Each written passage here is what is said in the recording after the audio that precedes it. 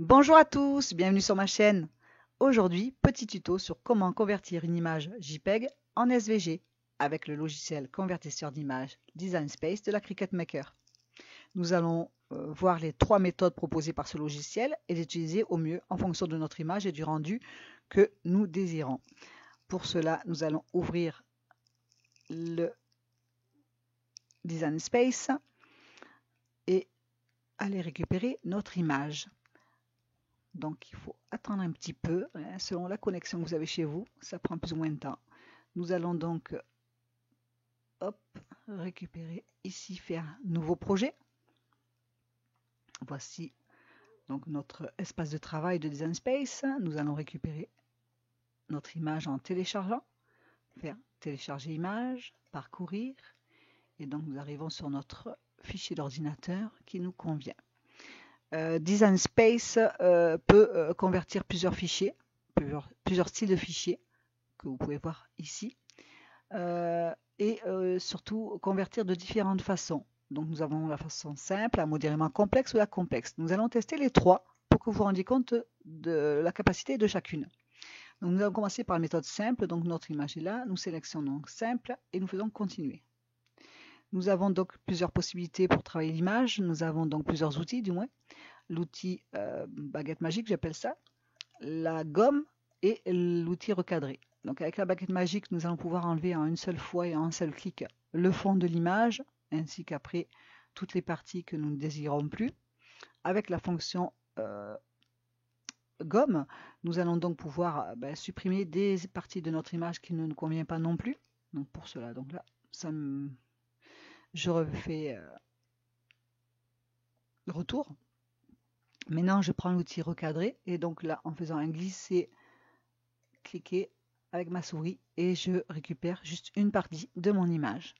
Donc là, c'est pas ce que je veux, donc je fais retour et nous allons utiliser aujourd'hui la fonction baguette magique. Voilà, allez, on s'amuse à enlever donc les couleurs que nous ne désirons pas garder. Il faut savoir que si jamais on les garde, eh bien toute cette partie deviendra noire et donc c'est pas vraiment ce qu'on veut. Nous, on aimerait pouvoir travailler sur les parties. Pour la découpe, c'est beaucoup plus sympa. Nous allons utiliser la fonction zoom qui est ici pour aller enlever les petits détails. Nous allons dézoomer. Et donc, nous allons aller ici pour aller se rendre compte du rendu final de notre découpe une fois faite. Je reclique dessus. Je fais continuer. Nous avons donc la possibilité d'avoir l'impression puis découpe de notre image. Il y a deux propositions de fait et la façon sauvegardée de notre image de découpe. Voilà, donc pour ce tuto, je vais nommer la façon dont j'ai travaillé ce mouton. Donc c'est la façon simple. Je vais nommer aussi quelle est cette image. Pour l'occurrence, bon, c'est un mouton. Je sauvegarde et elle va se télécharger dans mes images récemment téléchargées. Donc la voici, je la prends et je l'insère sur mon espace de travail de Design Space. Voici mon image téléchargée en mode simple de convertisseur. Donc je vais pour cela vous faire voir comment voir si notre image correspond ou pas, si elle est nette, pas nette, enfin, parce que en petit modèle, on ne voit pas grand chose. Par contre, on va pouvoir l'agrandir. Alors, vous voyez, il y a juste à cliquer sur là et faire glisser votre souris. Et voilà, vous avez agrandi votre image.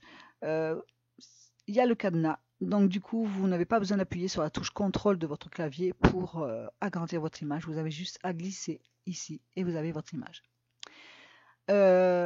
Ici, je me rends compte que mes tracés sont nets et donc je pense que mes contours vont être très bien découpés par la Cricut.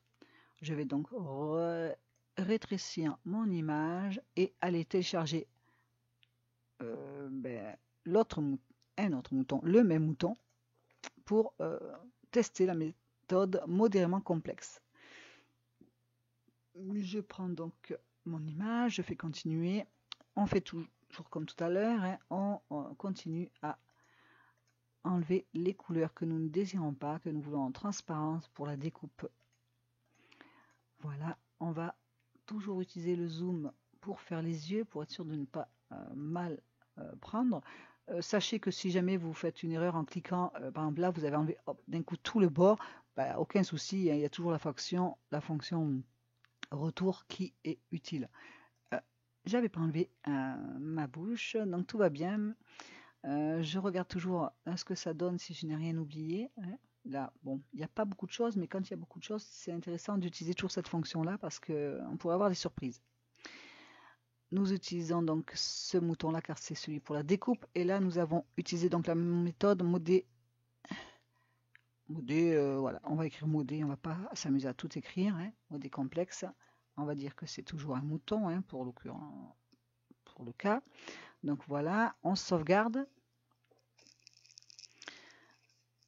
Il se télécharge ici, nous le téléchargeons, hop, encore une fois, et il arrive sur notre espace de travail. Alors là, pareil, on l'agrandit pour se rendre compte un peu de la qualité du fichier.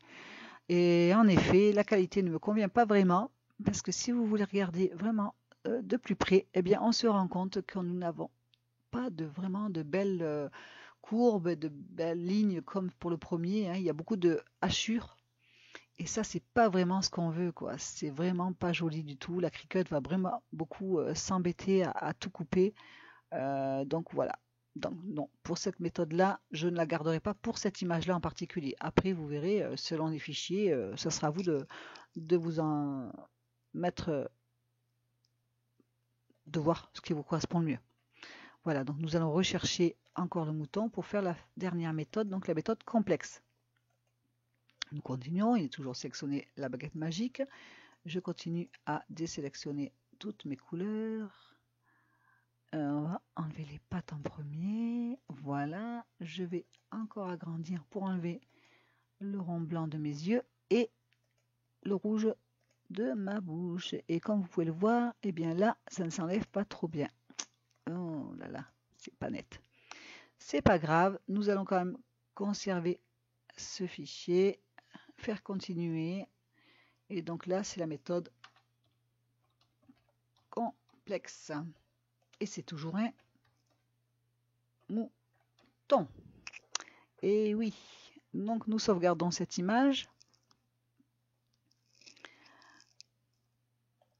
La voici, on l'insère aussi et voici le résultat. Donc elle est là. Donc nous avons bien en l'occurrence ici sélectionné le mouton, la méthode simple, ici la méthode modérément complexe et ici la méthode complexe. Voici, nous allons agrandir pour nous rendre compte un peu de ce que ça donne comme résultat et malheureusement ce n'est pas mieux, c'est même beaucoup hachuré encore. Donc cette méthode là je ne la conserverai pas. À vous de faire votre idée après avec vos fichiers. Moi, personnellement, je garderai celle-ci, qui est très bien. Et voilà. Donc, ce tuto est terminé. J'espère qu'il aura pu vous aider. Voilà, j'espère que vous allez pouvoir vous amuser à tester tout ça. Je vous dis à bientôt pour de nouveaux tutos. N'hésitez pas à mettre des commentaires et me dire quel genre de tuto vous ferait plaisir sur ce logiciel. Amusez-vous bien. À bientôt. Au revoir.